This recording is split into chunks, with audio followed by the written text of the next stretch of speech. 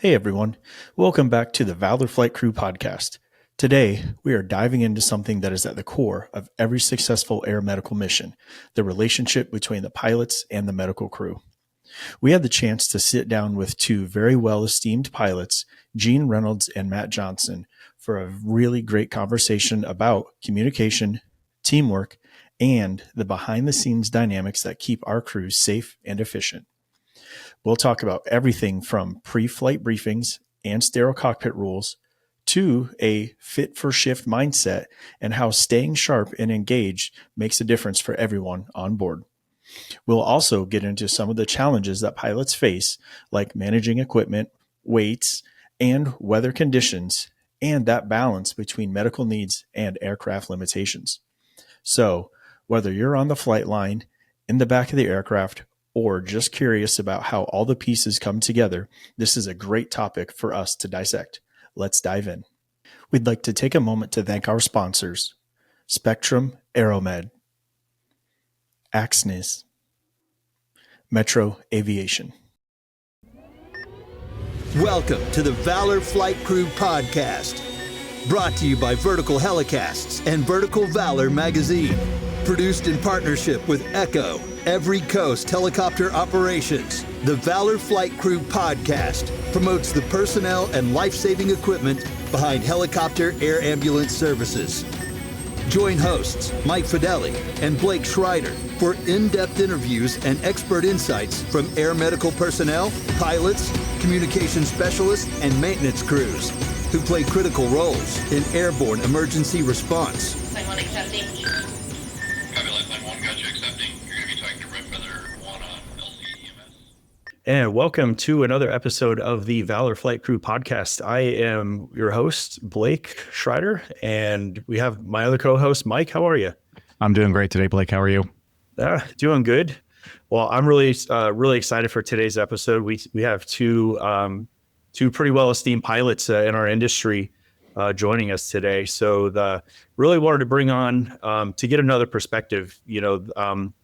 As we've been doing this podcast, we've been talking about different trends and different perspectives of how we achieve a HEMS mission, right? So as med crew, I feel like a lot of times I'm kind of ignorant to some of the things that our pilots go through, whether it be pre-planning, during the mission, training, and generally how they're feeling for getting this mission out there. And at a base level, I feel like all of our pilots are incredible and we have great communication. But part of the idea is to kind of get that other perspective, what's going through their mind when the calls drop and when dealing with us. I know med crews, me in particular, I get hangry. I get, No, I don't believe that. Maybe I'm a little particular, but just, how can we bridge these gaps and just really kind of have these good conversations and how we can do things safer and really achieve the mission. So I'm super stoked for our guest today. Yeah, I'm really looking forward to it as well. I think that there's some important conversations that need to be having. I think we kind of take for granted what goes through the other person's head sometimes and don't really take into consideration the entire team account. And so I'm grateful to our guests to be able to have these conversations and really try to bridge that gap a little bit. And hopefully we can delve into each other's minds and what makes us tick a little bit here when those calls drop and when we have to head out the door. So looking forward to it. So, all right. So I want to introduce our guests. So first we have Gene Reynolds. Can you go ahead and just tell us a little bit about yourself, where you're at, and where do you work for? Yeah. Hey, good morning, Blake. Mike, thanks a lot for having me. I'm Gene Reynolds. I work as an assistant chief pilot for Life Flight Network. We're a large not-for-profit air ambulance company in the Pacific Northwest. As an assistant chief, I manage pretty much all of Western Washington State, and I manage one base in Northwest Oregon. All our bases that I manage are, we fly Bell 429 aircraft, and they're IFR capable. Our pilots are IFR, they're all IFR bases. I've been here about 5 years at this company. And previous to that, worked a lot of different organizations, including quite a few years with the military. I'm an Army veteran and worked for the Boeing company and worked in the Gulf of Mexico. I've been a contractor for the U.S. Army and a couple other programs. So it's really great to be here. Thanks for having me. Thanks for being here, Gene. And our other guest, Matt Johnson, welcome. Can you give us a little brief bio about yourself? Good morning, guys. I'll echo what Gene said. It's an honor to be here. Thanks for having me. So this is done a lot of podcasts, but this is definitely a little different setting. Who all we have on here. So I appreciate you doing that. So yeah, Matt Johnson. I'm in Southwest Ohio. I'm a single pilot IFR guy. I still fly the line full time. I refuse to give it up because I love it that much. So I work 7 on, 7 off, like most other air medical pilots, and then also check airman. I work for Metro Aviation. Our customer is based here in Southwest Ohio, Cincinnati area. And most of the listeners probably know Metros all over the country, mostly east of the Continental Divide, I suppose you could say it that way. So I do check airman work in the EC 145, instructing work, teach a lot of training and new hire in dock at headquarters when I have time. Also one of our focal guys, our flight operations quality assurance. And then in my spare time, what little time I have, I'm a designated pilot evaluator for the FAA, and that takes me all over the country as well. So that's a little bit about me. I almost 15 years in the air medical industry and almost 30 years in the law enforcement industry, which I'm still active and still fly part-time law enforcement. So in other words, what I'm hearing is neither of you like to have any free time. Busy gentlemen. We certainly appreciate you joining us on the podcast today. Before we kind of get into the grid of everything with the episode, we like to do a little bit of an icebreaker.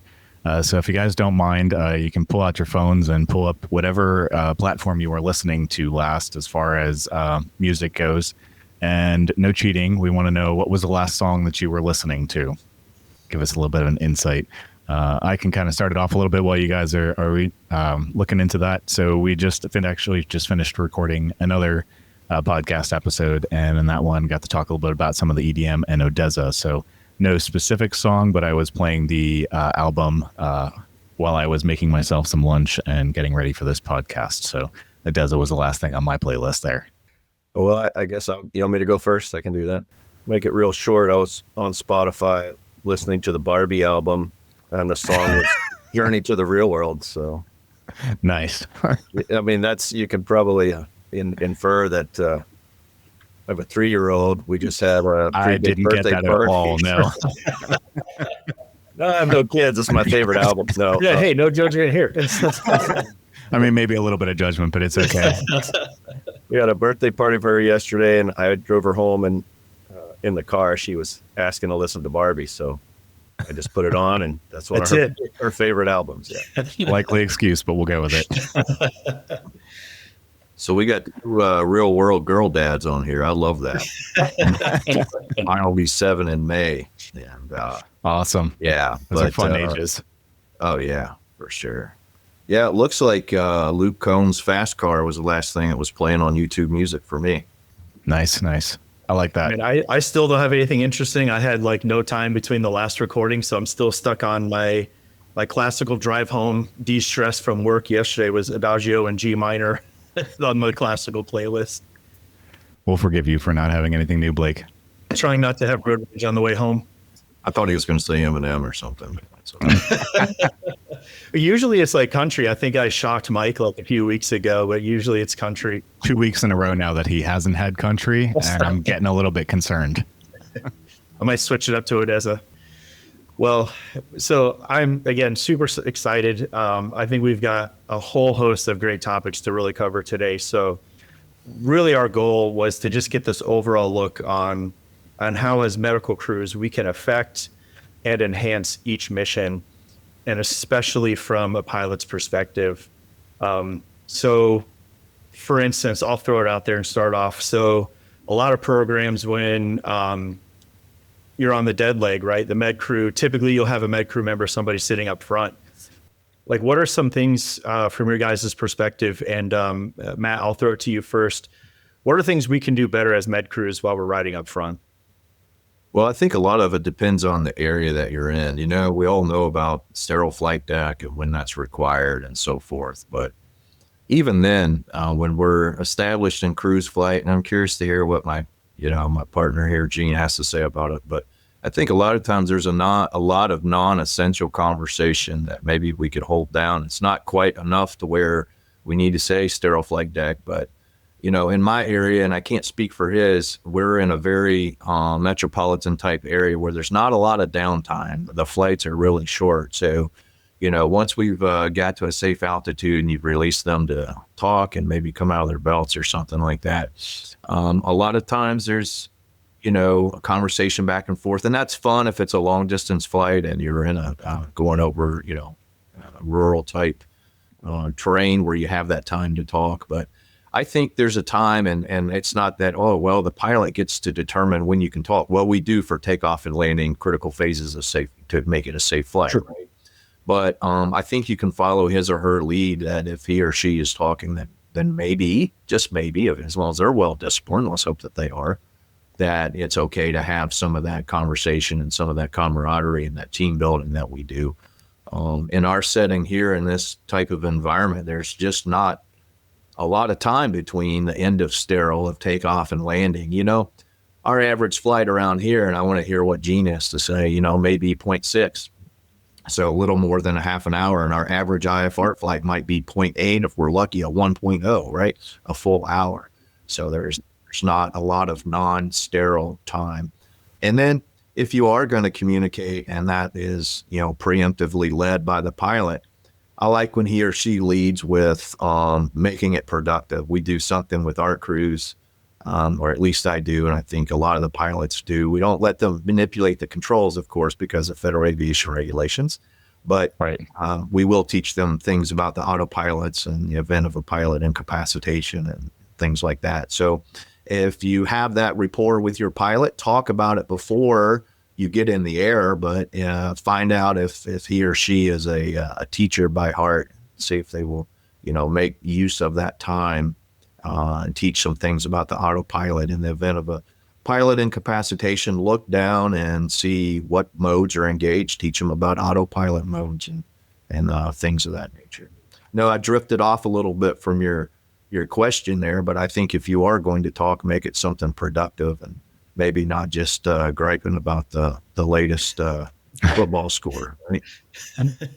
Or even going on what you think would be a routine flight. Yeah, and I don't think there's anything that exists as the routine flight. And I said the same thing in all those years of law enforcement. Before I was a law enforcement pilot, it's been many years since I was a real policeman. All I do is fly, but there's no such thing as a routine call or routine flight. And I had this adage, if you will. I've heard this years ago. It's like airline pilots. You're really there for the emergencies. Everything is routine until an emergency happens. You're safe until you're not, right? You don't have an incident until you do, right? So you're there for that stuff beyond the routine, but you don't know when that non-routine action or that non-routine flight's going to come your way. I think that's a really good point. I think it brings it back to actually a podcast that we did a couple of weeks ago where we were talking about surviving the crash and the story with Rhett Drain. And one of the things that he said in that podcast was that, success breeds complacency. And that's something that really stuck with me in my brain, and that, when things go right, everything just seems like it just flows. It just goes natural. And you let your guard down. And the reality is, in this situation, we all need to be vigilant from the get-go and throughout every single flight at every single point or phase of that flight. And I think that, what you're just saying there kind of really ties the two of those together, and that we really need to make sure that nothing is ever considered routine what we do. Sure. And I can assure you that the two guys you have on here, Matt and Gene, we did not get where we are. And you heard it in our intros. We've got quite a bit of experience on today, right? Look at all that Gene has done. And, I've been there, done that myself. And we did not get here by what you just said about complacency. Right. Yeah, for sure. Complacency will bite you in the ass in a heartbeat. Yes, it will. Gene, what else can you offer to tie on to that? So med crew sitting up front, it's kind of more than just, working the radio or looking out for obstacles. That's part of it. And that's obviously a very important part. And that hopefully as med crew members, as we're sitting there, we should know that we can't assume this will be that routine, right? So what else can we bring to the front of the cockpit to help you guys? And what would you like us to know from your perspective as we're sitting there? Absolutely. And I agree with what Matt said.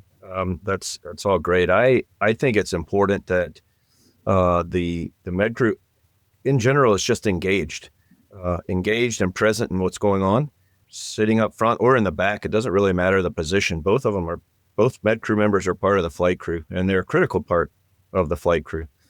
I used to tell my students and in CRM instruction and things like that, I said, there's no such thing as your side of the aircraft's getting ready to crash.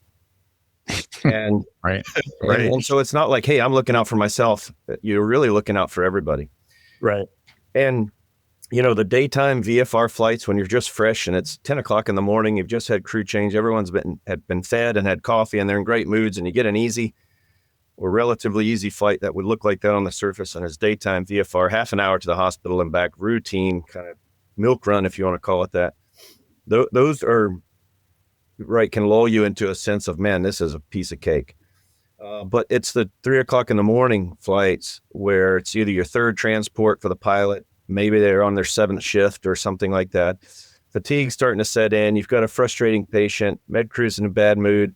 Aircraft isn't exactly behaving correctly. You got a couple MELs. The weather's really low. It's just bad enough to go, and it's those things all stack up and the numbers add up on the risk assessment really, really fast, but it doesn't really trip a threshold. And everyone's like, yep, we're going, here we go. Those are the times where everyone should be engaged, and you can't start playing at the varsity level when it comes time to play varsity ball. You have to play at the varsity level all the time, even on the daytime VFR mid-morning runs that are relatively simple. And so a constant level of engagement, a constant level of curiosity, some active participation in just identifying things and talking and asking questions and just engaging with the pilot and finding out how everything is going. One thing I highlight in my crew briefings when I'm doing a shift change is our aircraft talks a lot. So we have voice warning, we have HTAWs, we have GPS, we have all these things, and we have quite a verbal cockpit. And so I tell my med crews that we're going to treat the aircraft like a fourth crew member, and that someone in the aircraft has to acknowledge when the aircraft says something. Usually it's the pilot. So if the aircraft says 500 or whatever it says, if I'm flying, I will acknowledge that just as if my co-pilot had said 500, and I'll say cross-check continuing, or I'll say, yeah, we're a little low climbing, or acknowledged, or something like that. And I encourage the med crew to participate in that as well. Thank you to our sponsor, Axnis. The Axnis PNG wireless ICS system delivers cutting-edge wireless ICS technology to any aircraft as a fully integrated system or as a carry-on, carry-off mobile base station. The PNG wireless system is the right solution for any mission. The other thing I want them to be aware of is, all the other noises the cockpit makes. So if I disconnect the autopilot, it makes a chirp, right? Or if the autopilot disconnects on its own, it makes a chirp. And I tell my med crew members, hey, if you ever hear this noise and the pilot doesn't say something, you really need to speak up and ask, hey, what just happened? What was that chirp? Why are we now disconnected? Or what did that mean? So be, very, very engaged and ask a lot of questions. Not so much where it's annoying and the pilot's like, man, why are they asking me all these questions? But just engage. It keeps people awake. It keeps people in tune. It keeps them kind of alert and aware of what's going on. The other thing I encourage them is, if it's important enough to think about, it's probably important enough to say. So please don't be sitting over there just kind of wondering in your mind, what are we doing? Why are we going this way? What is happening? Go ahead and key the mic and speak up. Do not text the crew member in the back seat like, what is this pilot doing? That's super harmful. Yeah, just kind of speak up. So I really like a good level of engagement, especially at 3 a.m. when everybody's tired. Just be engaged. You mentioned the things that you bring up in your briefings, and I think that one of the things that we oftentimes really overlook is how the briefings, not only like at the beginning of the shift, really sets the tone, because like maybe you have a pilot that's filling in that's been at another base, or where I'm at, they could be from a different area of the country, so it could be completely different for them. So from a pilot's perspective, like for you guys, I know you guys could come to our base, fill in, and I know right off the bat, I'm going to know what to expect from you guys. Solely probably based on just that initial briefing. But keeping that going, not only like at the end of the flight, even during the flight, like you said, keeping engaged and voicing what you're doing, I think that plays such a huge role in setting that tone to where, as a med crew member, we'll feel like, hey, I know I can ask any question. It's not going to be met with resistance. I'm going to get like an honest answer versus, oh, it's just because I'm doing it. So I think that's a huge thing when sometimes people can overlook are those daily briefings. You know, when we talked about complacency, it's the same crew. We do the same thing. We have the same shifts. I think we really should be paying attention to the information we're getting in the morning in the briefings, especially like you said, Gene, like you've got a couple MELs, you know, maybe you're in a spare aircraft that's not usual for your regular aircraft. So maybe that changes your dynamic a little bit, and constantly being engaged. And I love what you said about if it's important enough to think about, it's probably important enough to mention. And I hope people take that and really run with that and don't be afraid to ask. Yeah, that's not always the case. I don't want to know everything that's going on in your mind. If it's related to the flight or what we're trying to do, right? I think it's extremely important. One thing that has frustrated me most of this air ambulance career of mine is we have pilots from all different backgrounds. And one thing the med crew mentions to me from time to time is they can always tell the pilots that flew crewed cockpits versus pilots that have experience flying single pilot most of their career. So a pilot that, you know, came up doing flight instruction, maybe tours, maybe news gathering, a bunch of Christmas trees, a bunch of utility, long line, and all of a sudden they're in air ambulance, they still don't talk much because they're not used to it. I flew aircraft that sometimes had 8 crew members on board. I've always flown crewed cockpit my entire career until this job. So I talk a lot and I acknowledge everything that's said. And so I'm not saying I'm the best at a multi-crew cockpit, but I understand the dynamics. And so I tell a pilot, I'm like, I don't care what your background is, but you are now in a multi-crew cockpit, whether you like it or not. And you have to behave that way. Yes, we call it single pilot IFR, single pilot operation. Yes, that's true. It's only one pilot, but it is a multi-crew environment. And you have to learn how to operate and use some of those tools that we learn. And sometimes it's hard for people to get used to that, but it's really, really important. And so I challenge my med crew members, hey, look, if you got a pilot that's not talking, you need to bring it up in the debrief or bring it up ahead of time or let me know about it. And we'll try and get on that because we definitely have to talk and stay engaged in the cockpit. Yeah, I think that's something that's extremely important. I think in some regards, we probably don't talk enough about certain things. And it's those extraneous conversations that happen when we should be having those more important conversations, particularly related to that particular flight and what we're seeing, feeling, you know, and what's going on around us at that point in time. And I think, you know, you kind of touched on it a little bit, but that briefing in the morning really is what sets the tone for, I think, the rest of the day. And I'm sitting here thinking, you know, listening to you guys here, and I'm sure you probably have a very, you know, routine process as far as, or I should say, stringent process that you go through in your briefs every morning so that you make sure you hit every single thing and that all crew members are aware of, you know, what those expectations are and how you plan to carry out the day.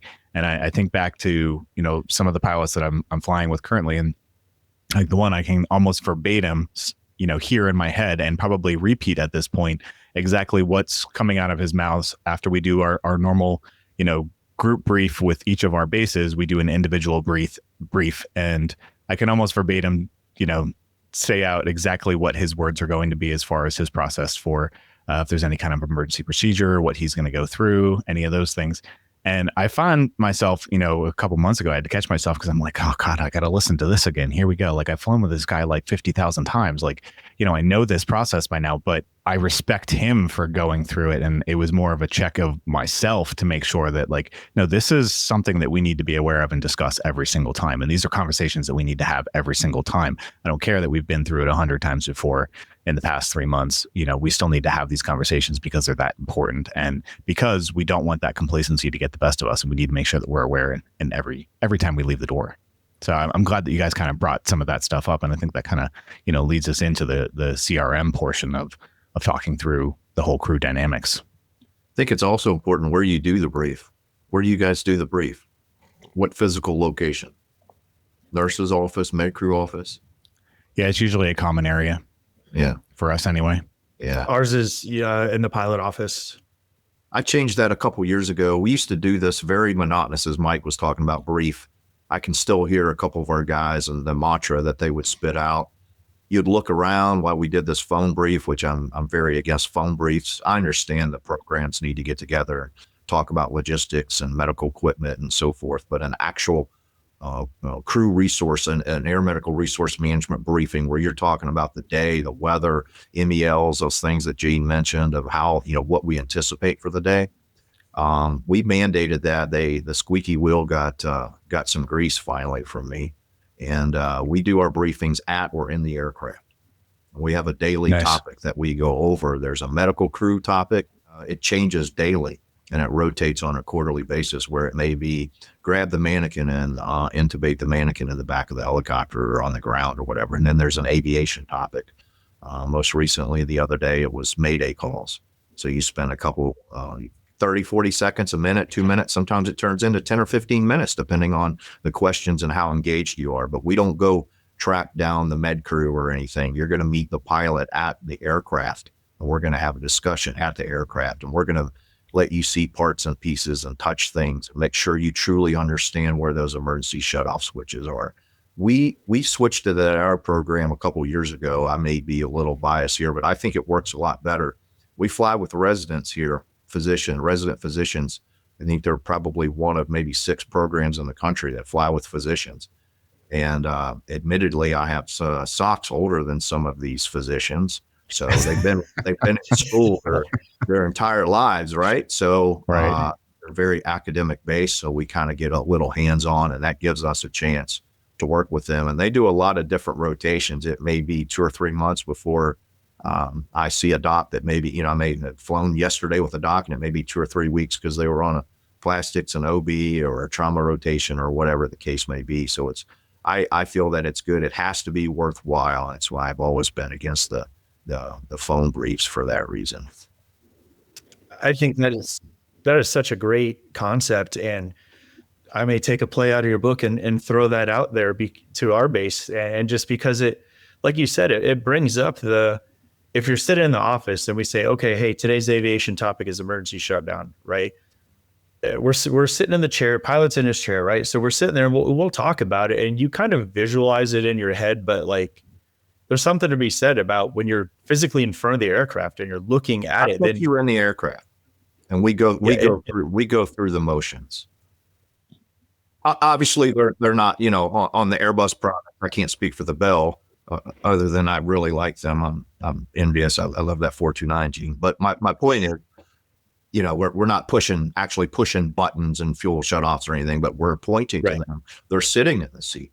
We do a lot of things like that. I think it's very valuable. One of our nurses, who I can't say enough good about, she went through water dump training, the egress training, and so forth. Mm-hmm. She's very athletic. She's a marathon runner, and she's in great shape.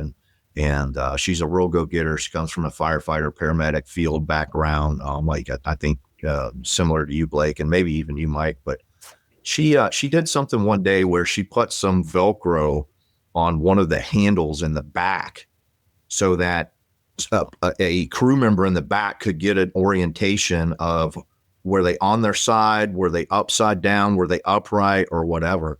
So we made that part of our crew briefing, because if they're in dark, murky water, and heaven forbid the beautiful Ohio River, that's about the only body of water we have here, right? But it's dark and ugly and murky. But regardless, if they know where to reach, and she kind of standardized that on all 3 ships here at the program, we spent some time on that. And I think it's good to get away from mantras of, okay, we're gonna do this. We're gonna go at the 9 o'clock and the 3 o'clock. We're never gonna go towards the 6 o'clock. Yeah, that needs to be brought up at times. One of the other things that I will do is, and I talked to program leadership and management before I did this, and they were all about it. They supported me in this, and I will sometimes include some not so pleasant aftermaths of accidents and NTSB reports in briefings, and we will look at those pictures or slides or things like that. And we will kind of talk from the accident scene back and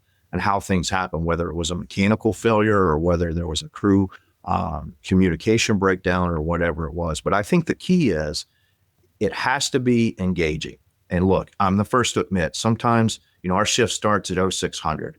That's early in the morning, right? And then, our med crew starts an hour later. So we have an hour of downtime for the daily and so forth. But I realize not everyone is, Johnny on the spot and go get them that early in the morning. But you have to make a point, whether it's 2 minutes, 3 minutes, or 15 minutes. And sometimes these discussions have turned into hour discussions based on the need and the questions of the med crew, not just the pilot wanting to hear themselves talk, but because of the questions that they have. Some are more engaged than others. But the point is, I think there needs to be a full immersion there. If you want to be fully immersed in the concepts and being seated in the aircraft and practice some blindfold checks in the back of how to egress. It's one thing to know, we pull this and the seal comes out and we push here. Can you do that with your eyes closed? So we need to take it one step further. And that's what we do at Mike, as a clinician role. Like we've turned those tables to practice how you would do it, right? We've made education and recurrent training as much as real time as we can, right? So we're doing stuff with mannequins, but we're using the tools. We're doing all the same things. So why not bring that into how we do our day-to-day operation, meeting at the aircraft, going over this and visibly seeing where it is, because it builds that repetition and it can be that difference between an incident and surviving something. And I think it's part of this bridging of the gap that we need to work on. Like, there's always that phrase of stay in your lane, right? And if I'm a medical provider, I need to stay in my medical lane. And if you're a pilot, you need to stay in your pilot lane.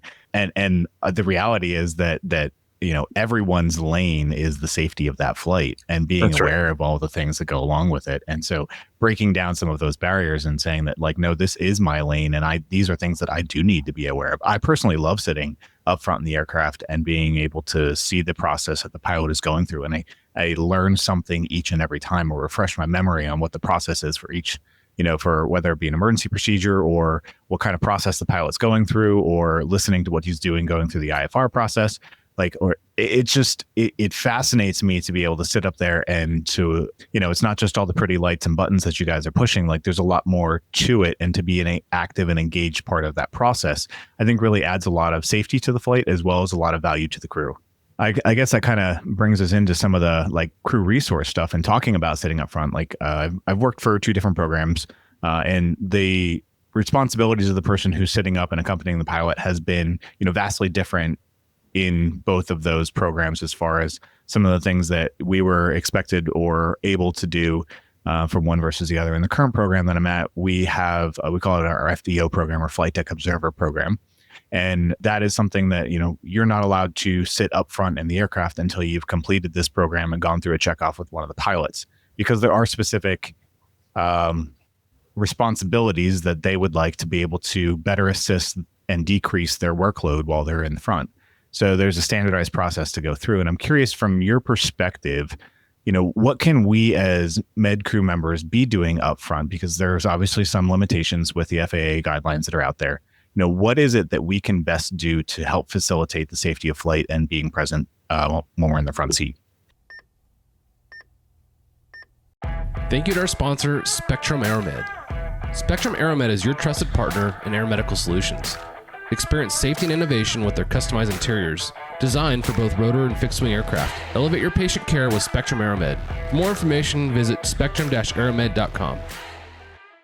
Just to kind of follow along with the remain engaged, right? So you can always, I think traffic observation and identification is extremely important, because you're on the other side of the aircraft, and it's another set of eyes, confirmation. You're listening to the radios to hear what traffic's being pointed out or what CTF calls may be being made.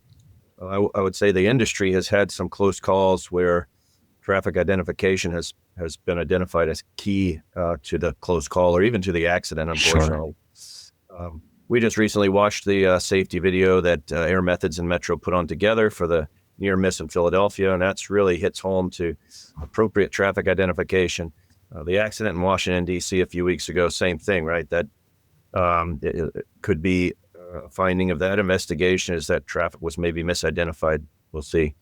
But that's obviously important. Anytime the HTOS goes off in the aircraft, med crew should have their eyes outside the window too, going, why did that go off? What tower is it talking about? What wires? We fly in an area where logging is pretty heavy, and they'll set up large, wire systems across valleys to move logs around, and those become quite intimidating if you've never seen one before. Same with towers, and then we fly in a very traffic-dense environment. We go into it in and out of the Seattle metro area and Portland. And then in Seattle, there's 3 very large airports right in line with each other, and they're all on the same flow and lots of non-participating traffic. Seattle's Class Bravo is quite busy. So that's one active way to participate is just stay alert and offer, hey, did you see that aircraft? Or did you hear that radio call? And then have a conversation about it. Yeah, and then just being proactive in double checking the pilot on checklists, or being ready to assist if there's abnormal procedure or even an emergency. All of our emergencies and our abnormal checklists are on the iPad, and they're touch compatible. So we train our med crew. I hand them an iPad and I say, we've just had this emergency. Can you look it up for us? And they'll go to the table of contents. They click on it. It takes them to the procedure. They read it out loud. We talk about it, and they get some, actual hands-on of how to help the pilot troubleshoot this problem. And then, of course, we can talk all day about how they could potentially help during IFR operations, whether it's just reviewing a procedure, backing up the pilot on minimums or call-outs or things like that. And then, in general, being in tune with the weather. And not questioning the pilot, but questioning the pilot. Hey, do you see that? Or are you comfortable with this? Or are these still in our minimums? And we have to have thick skin. We can't get our feelings hurt when they ask us a question about that. And so I think having that relationship that starts way in the beginning, way before the flight even took off, is extremely important to the trust and just active participation of all the crew. I love that. And I think that engaging portion of it helps to, again, decrease that complacency that we were talking about before, and really kind of going through and rehashing. And I love, just handing over, an emergency procedure and having them look it up and go through that. I think that keeps everybody's eyes on the ball and making sure that we're all staying vigilant in those situations and know what to do should something like that come up. So I think all that's some great stuff. Matt, anything else to add with any of those things? I would echo most of that. One thing that I will say, and I keep it pretty simple and sweet, it's, whoever that nurse is up front, or that medic or whoever, it's your day at the ballpark and it's your bobblehead day. And I want your head on a swivel. That the two best things that you can do. Now, my particular base is based at an airport. So the 2 things that you can do to benefit me the most is absolutely keep conversation to an absolute minimum, unless it's safety of flight related. And keep your head on a swivel and know where to look. If you're listening to the local CTAF and you hear an aircraft turning left base for a specific runway, if you don't know which way, where that is in orientation to the runway, after that flight, sit down with the pilot and say, hey, this guy or this girl said he was left base or left downwind. I'm just looking, I don't know how productive I am here. I'm just spinning my head here or spinning my wheels. Right. Where do I need to be looking? I want, from an education perspective, I want that crew member up front.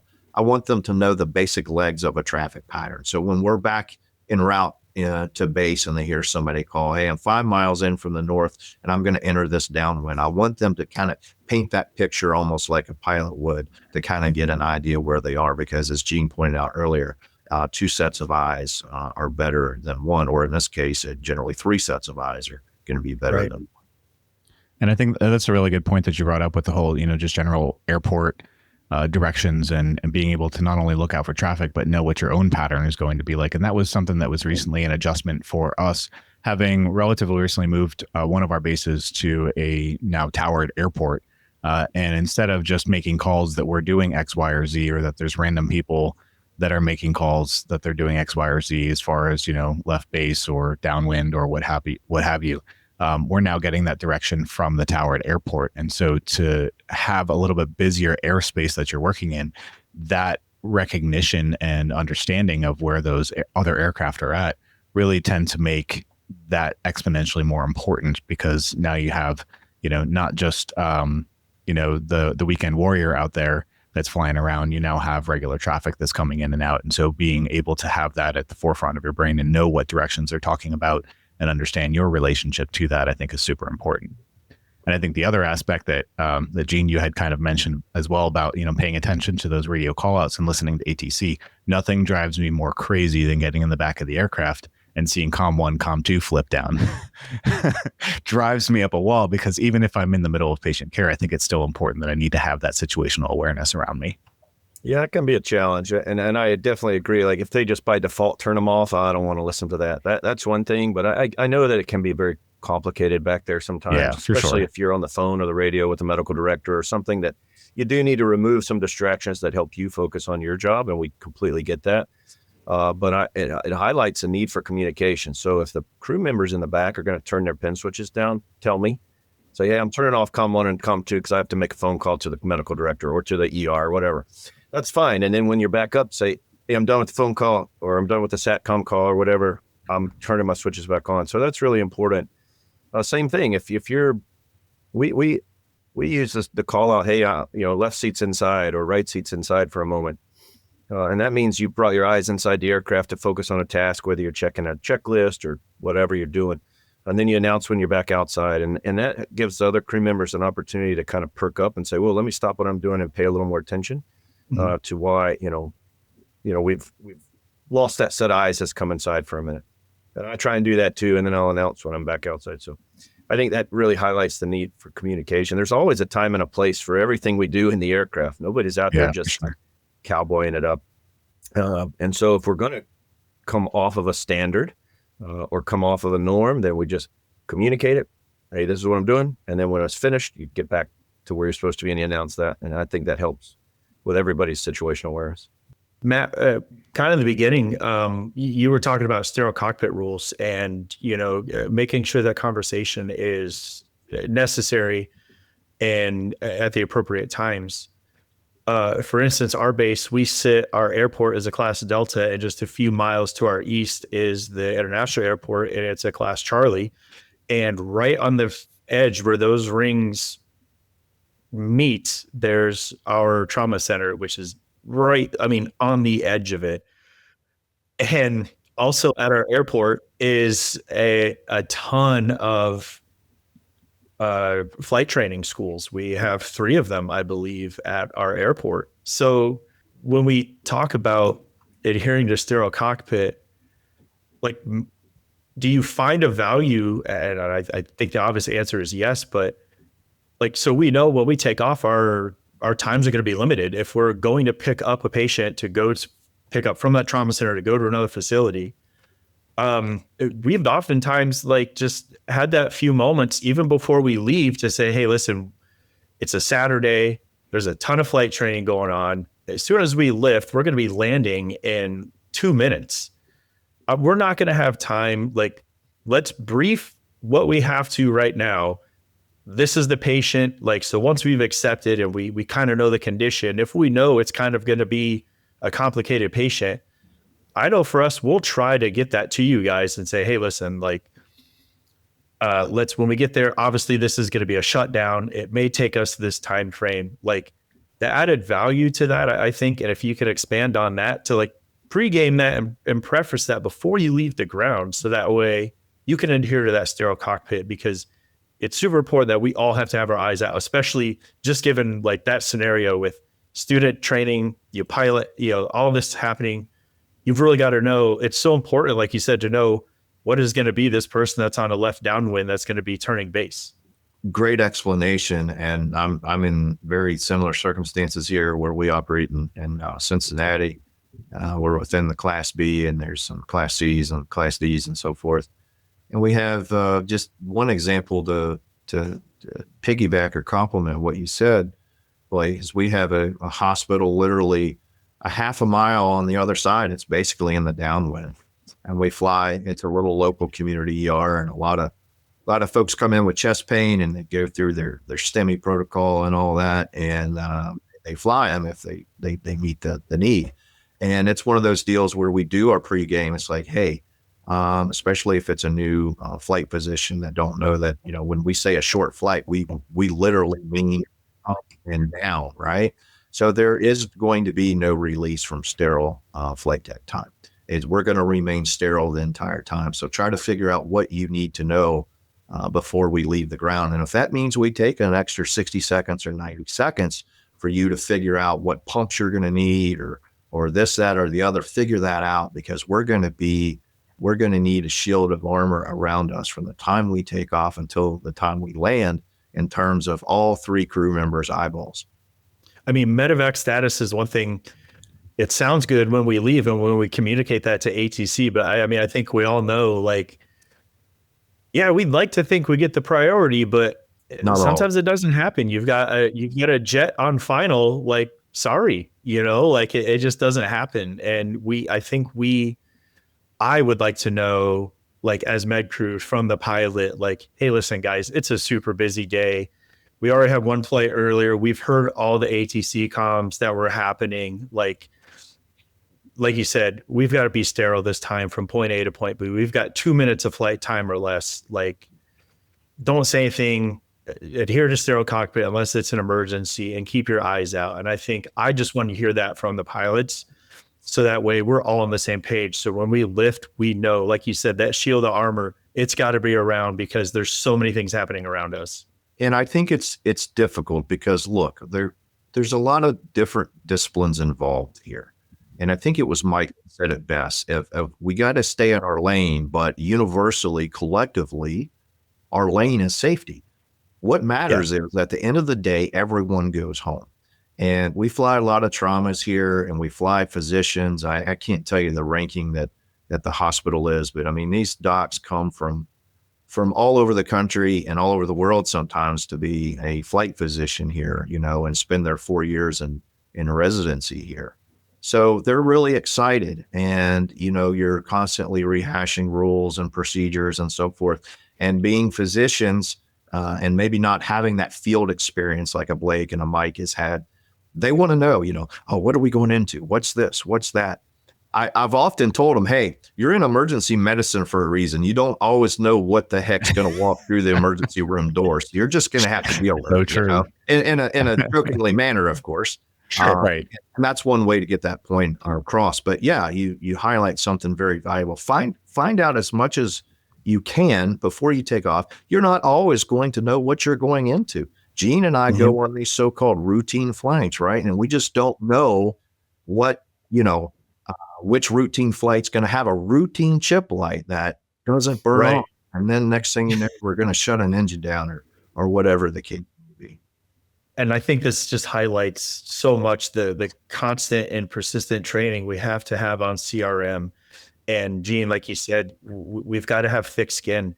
If I'm stressed and I'm fatigued, and if I'm working a 24-hour shift and you guys are on 12s, and so Matt, you're coming in at night, and I've had 4 flights during the day.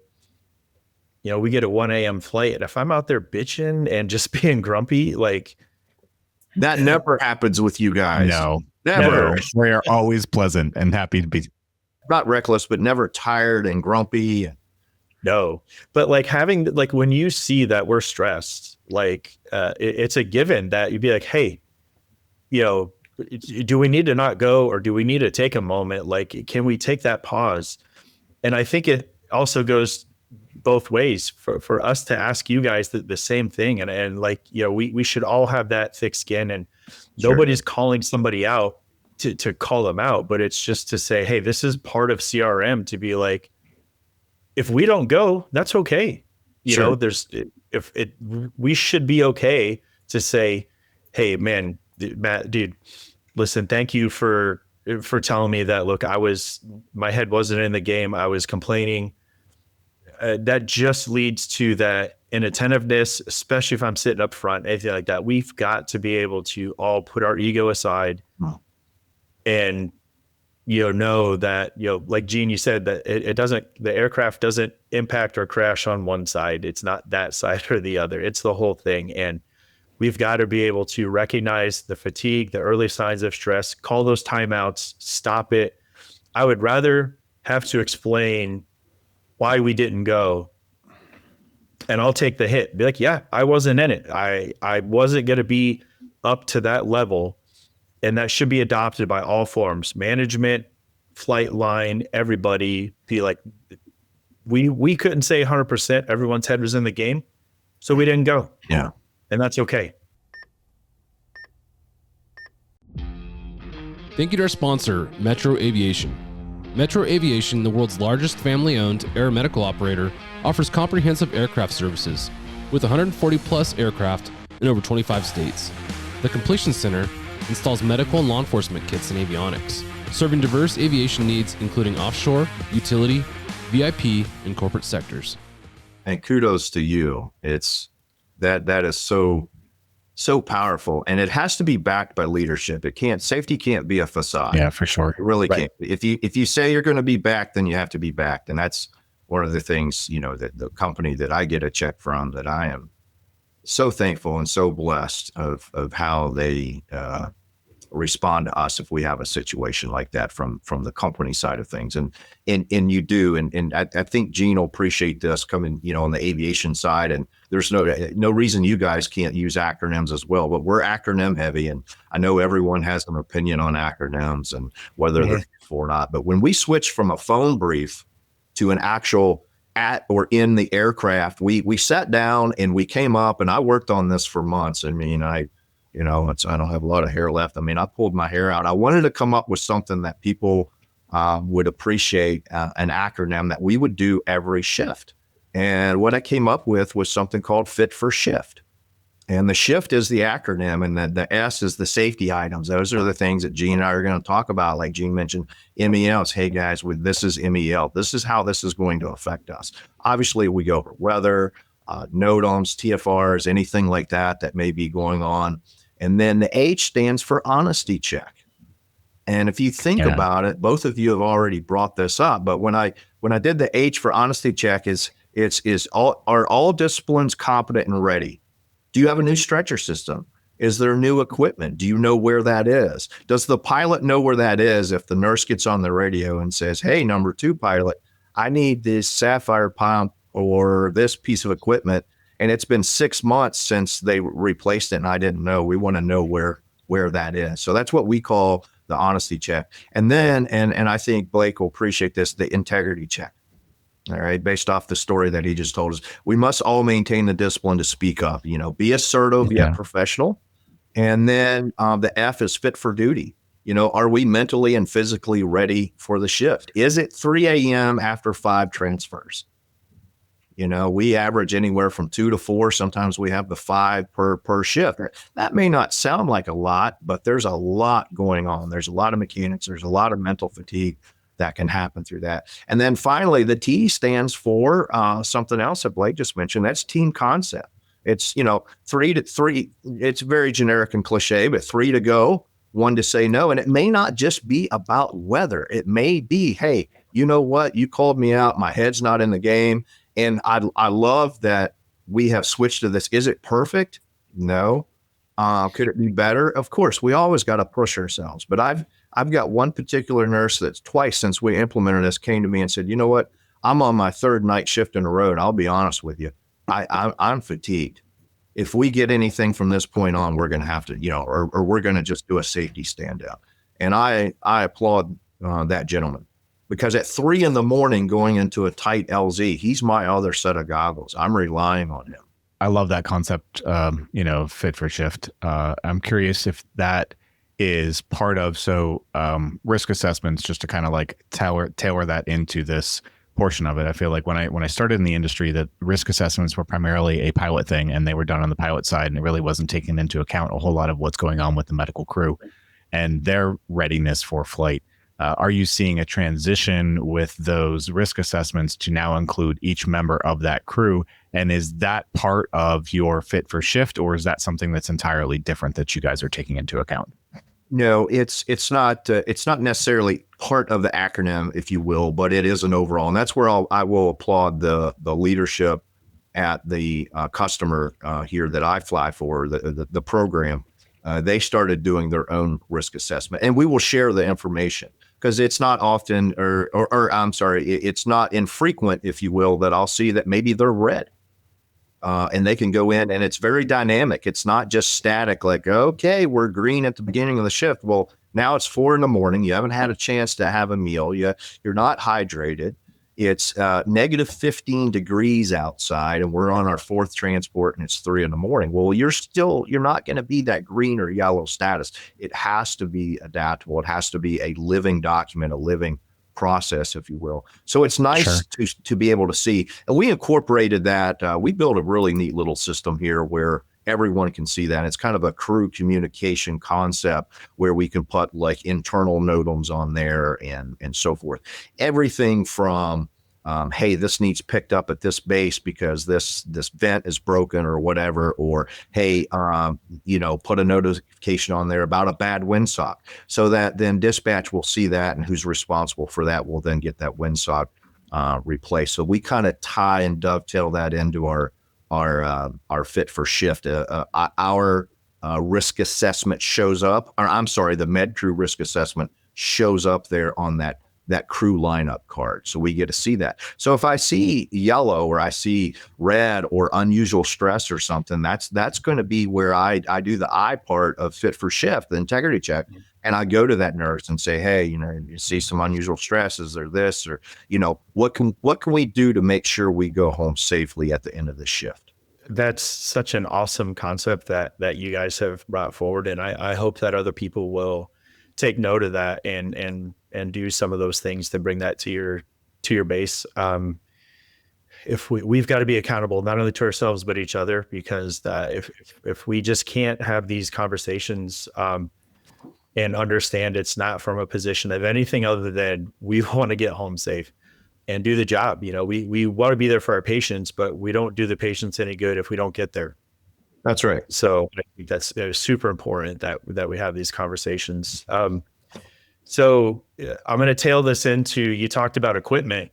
I'm sure another wonderful topic that I know that you guys love as pilots.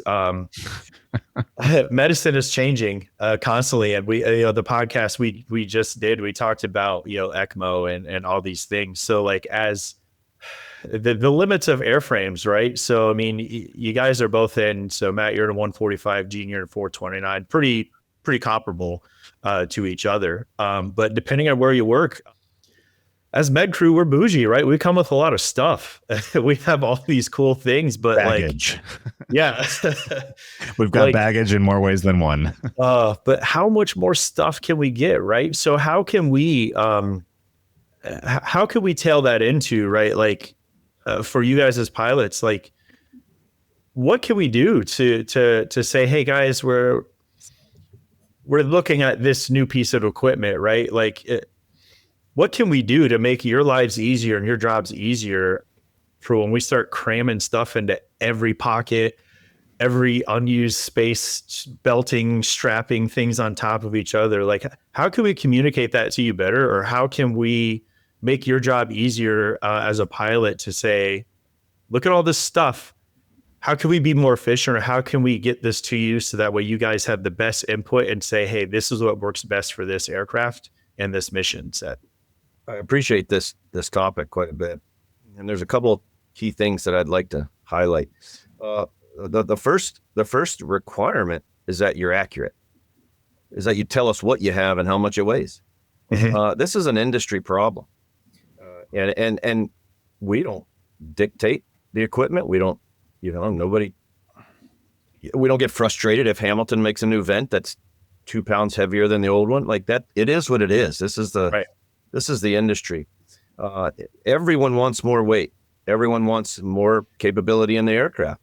But probably the biggest, one of the biggest real physical challenges is just weight control, right? And so there's not a whole lot we can do.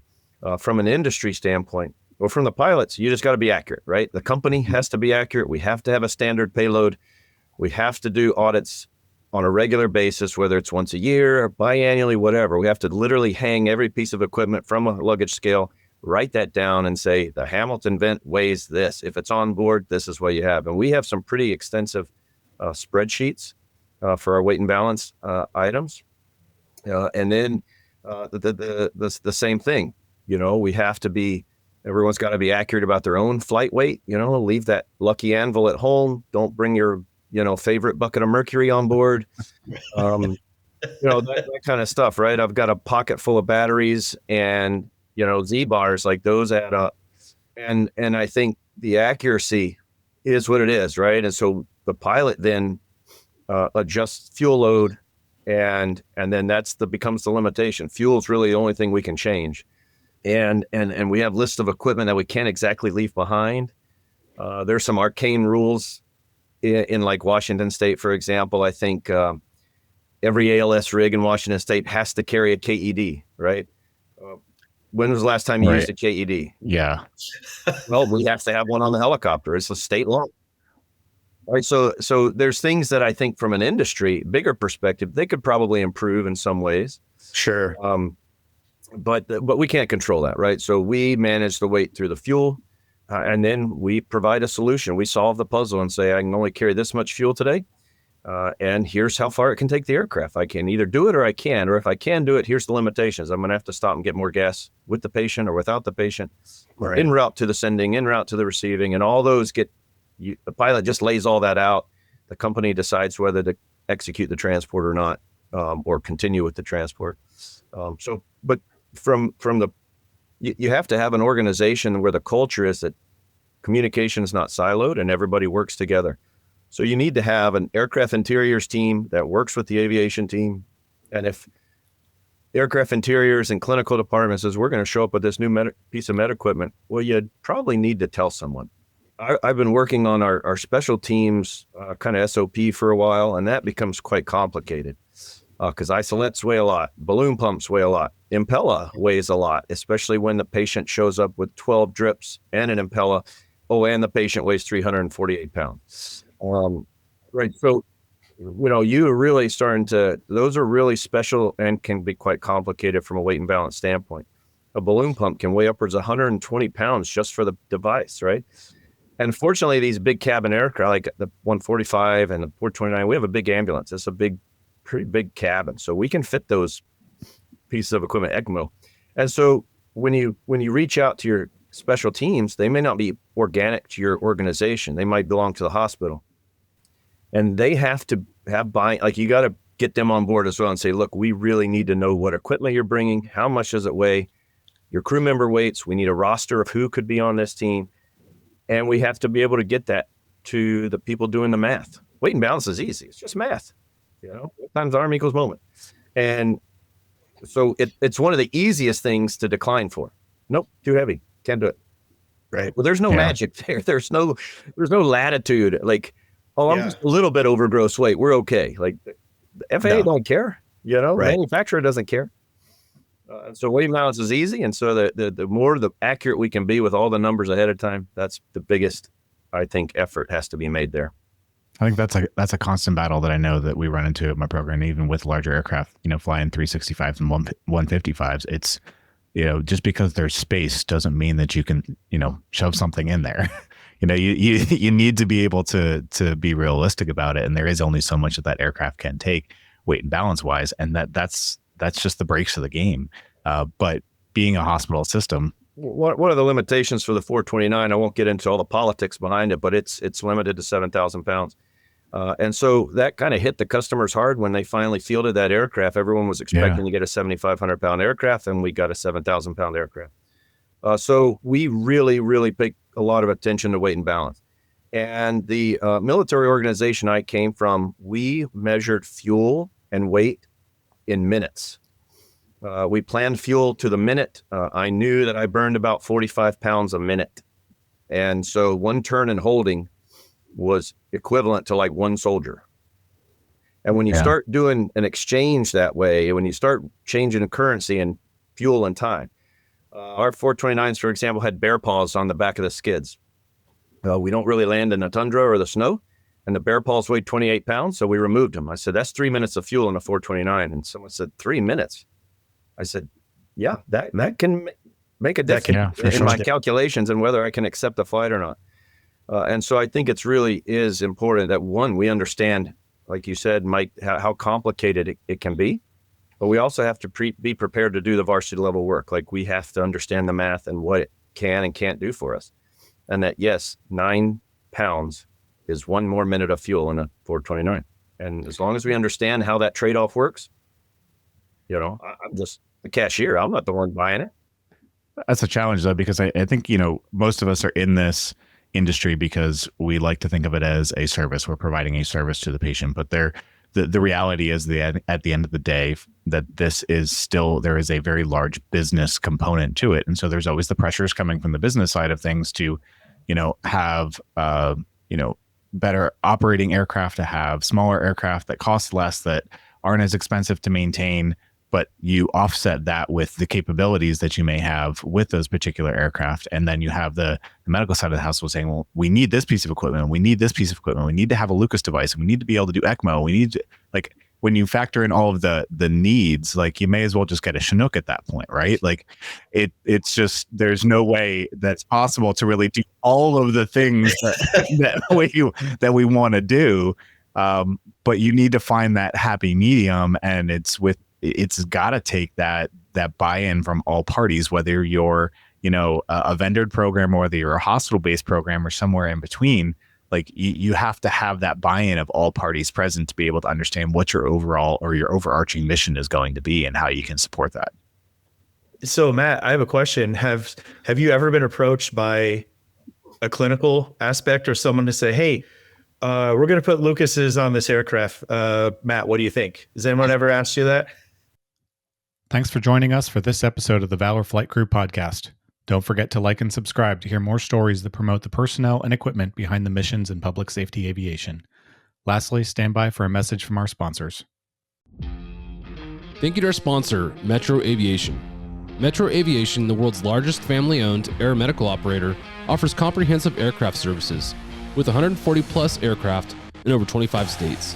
The Completion Center installs medical and law enforcement kits and avionics, serving diverse aviation needs including offshore, utility, VIP, and corporate sectors. Thank you to our sponsor, Spectrum AeroMed. Spectrum AeroMed is your trusted partner in air medical solutions. Experience safety and innovation with their customized interiors, designed for both rotor and fixed-wing aircraft. Elevate your patient care with Spectrum AeroMed. For more information, visit spectrum-aeromed.com. Thank you to our sponsor, Axnis. The Axnis PNG wireless ICS system delivers cutting-edge wireless ICS technology to any aircraft as a fully integrated system or as a carry-on, carry-off mobile base station. The PNG wireless system is the right solution for any mission. Well, that wraps up another great episode of the Valor Flight Crew Podcast. Today, we took a deep dive into the pilot-medical crew relationship and the critical role communication, teamwork, and training play in safe, successful air medical operations. A huge thank you to Gene Reynolds and Matt Johnson for joining us and sharing their perspectives from the cockpit, giving us all a better understanding of the challenges they face and how we, as a team, can support one another to keep our crews and patients safe. From managing weights and equipment to respecting the sterile cockpit rules and to preparing those challenging IFR missions, it's clear that success in this field comes down to collaboration, trust, and constant readiness. To all our listeners, thanks for joining us for this conversation and your continued support of the Vertical Helicast platform. Whether you're part of a flight crew or just passionate about the world of air medical transport, we hope you found some takeaways to apply on your next shift. And if you haven't already, head over to www.echoflightcrew.org to learn more about the teams and programs that support this community, and be sure to follow the podcast so you don't miss upcoming episodes. Thanks for listening, and we'll catch you next time on the Valor Flight Crew Podcast, where we continue to highlight the people and stories that make this industry great.